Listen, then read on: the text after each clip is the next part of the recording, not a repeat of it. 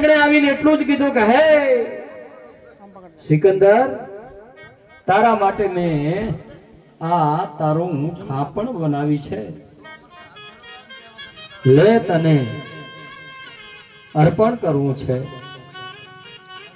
ત્યારે સિકંદરે કીધું કે ભાઈ આની કિંમત તો કે 1000 અશરફી. જોજો બીમાર પડ્યો છે એની અંત ઘડી આવી છે, એનો લોભ જતો નથી કે 1000 તો અશરફી હોતી હશે, કઈક હરખું કરતો ખાપણ લઉં. ઓલો ફકીર હતો એને ખાપણ ભેગું કરીને થેલીમાં નાખીને હાલતો થયો ને અહીંયા સિકંદર ને વિચાર આવ્યો કે હવે તો હું ઘડી બે ઘડીનો મહેમાન છું, તેમ છતાંય મારામાંથી લોભ જતો નથી. પાછો બોલાવ્યો, લે ભાઈ 1000 અશરફી. અશરફી એટલે એના દેશનું આ ચલણ હતું.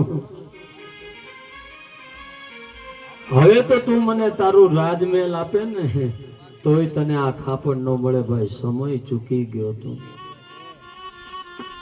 એની માને બોલાવીને કીધું કે માં, 3 કામ કરવા માટે મેં તને બોલાવી છે. એક ઈ કામ કે જેટલી મેં રૂપિયા, હીરા, માણેક ને મોતી ના બધા ભેગા કર્યા છે ને, જ્યાંથી મારી ઠાઠડી નીકળે ને એ શમશાન સુધી આ બધી મિલકત રસ્તાના માથે નાખી દેજે. બીજું, મારી ઠાઠડીમાં મારા 2 હાથ આમ ખુલ્લા રાખજે. અને ત્યારે એની માએ કીધું કે દીકરા, કદાચ આ બધી મિલકત હું જ્યાંથી તારી ઠાઠડી ત્યારે નનામી નીકળે ત્યાંથી ચાલો જનાજો નીકળે એ નાખી દઉં, એ તો મને સમજણ પડી, પણ તારી ઠાઠડીની બહાર આ 2 ખુલ્લા હાથ રાખવાની વાત કરી એમાં મને સમજણ ન પડી. અરે માં, જો તો ખરી, સીધું સાદું ગણિત છે. નજર તો કર, દુનિયાભરના વૈદ્યો હકીમો ડોક્ટરોને બોલાવ્યા છે પણ મારા રોગનો કોઈ ઈલાજ ન કરી શક્યા. મને જીવાડવામાં મિલકત કામ ન આવી,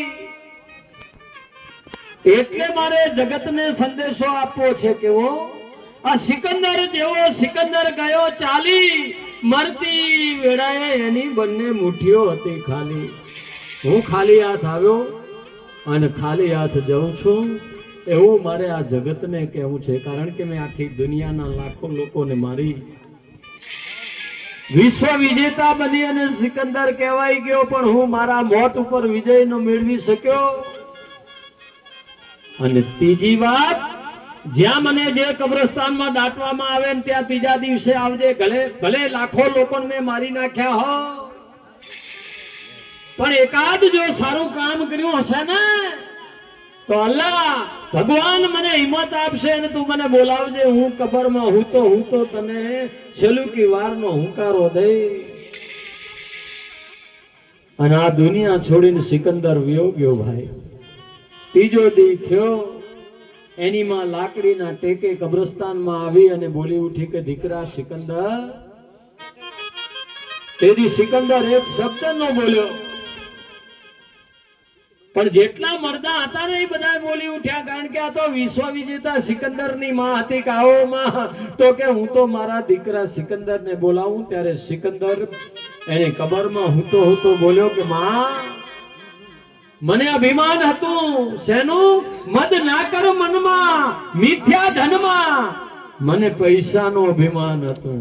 જોર બદન જો બનમાં, મારી તાકાતનું મને અભિમાન હતું, મારા બદનનું મને અભિમાન હતું.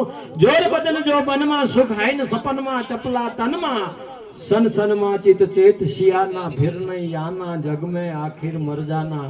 આ બધું હતું, પણ હું ભૂલી ગયો તો કે આ બધું છોડીને એક દિવસ આ જગતમાંથી વ્યો જવાનું.